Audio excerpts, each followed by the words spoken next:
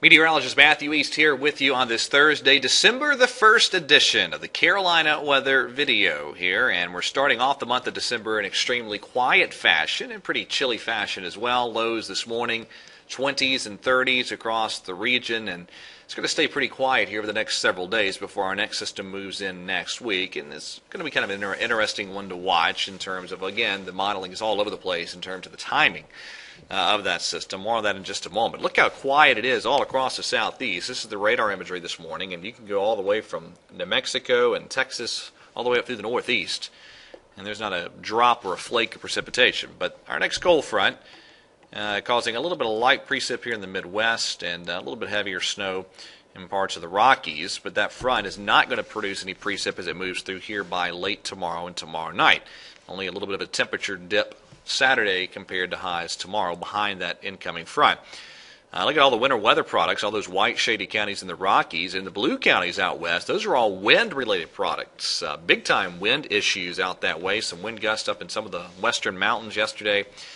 And over the 125 and 150 mile per hour mark in terms of gusts. There's your temperatures this morning. Pretty chilly in the central and eastern part of the country. A lot of 20s and 30s. And there's the upper air chart, the previous little trough swinging offshore. And there's the next piece of energy. That's what it looks like on the European model this afternoon. And kind of going to be a deal here as we go forward in time as to how quickly this whole piece of energy ejects eastward. Now, this is what we look like Saturday on the European. And then finally we go out to Tuesday. And notice the European kind of joins it together as one big trough, the northern and the southern piece of energy, and very, very slowly moves it eastward. Compare that to the Canadian, and this is Tuesday morning, and they're totally separate. And then you get this northern branch energy driving a cold front through on the Canadian by Monday night, and then this piece of energy comes out later in the week. So some differences for sure. Let me show you the GFS. This is what it looks like today. Going to be quiet, sunny, highs in the 50s. Tomorrow, sunshine. Probably a lot of us bumping up toward the lower 60s, just ahead of that incoming front, and then just behind it on Saturday, high pressure builds down the eastern seaboard, and looks like probably mid and upper 50s for highs again Saturday afternoon. Next system taking shape in the plains as we get through Saturday and then into Sunday. And again, this is the GFS model. So here we are Sunday. Some clouds, but still dry Sunday. And then the GFS wants to keep it still mainly dry through most of the day Monday, but then we get into Monday night and Tuesday, and that's when the GFS brings our next rain opportunity through. And the system is gone on the GFS by Wednesday. A couple of differing opinions here amongst the models. Here's the Canadian. It brings the front through late Monday and Monday night. So it would indicate Monday is the day with rain, and then we're dry again Tuesday and Wednesday. The European is the slowest in bringing the front through Tuesday night and Wednesday.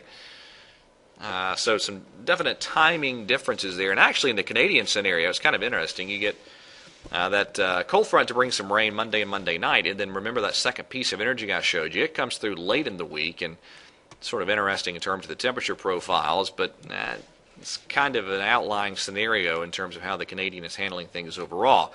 Longer term, let's look at the 8 to 10 average of 500 millibars, the upper air chart. This is the European on the left, GFS on the right, and a common thread amongst them is a pretty good building P&A ridge there, some ridging up toward Alaska, and that's going to dump some cold air into North America. Now the question is exactly where and how that begins to set up. I think odds are increasing here that as we head toward mid-month, it's going to be early, at least I'd say mid-month, even as early as we'll see maybe middle part of next week onward. A pretty cold pattern in the eastern part of the country, depending on how the Atlantic cooperates. If we can get that NAO and AO to go negative, then it would get really cold.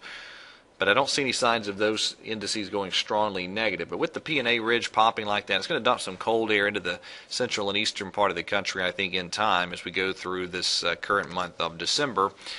And we'll just have to see if we get any funny games try to develop in terms of snow opportunities as the month unfolds. Okay, that is it for this Thursday edition of the video. Thank you for watching. Have a great day, and God bless.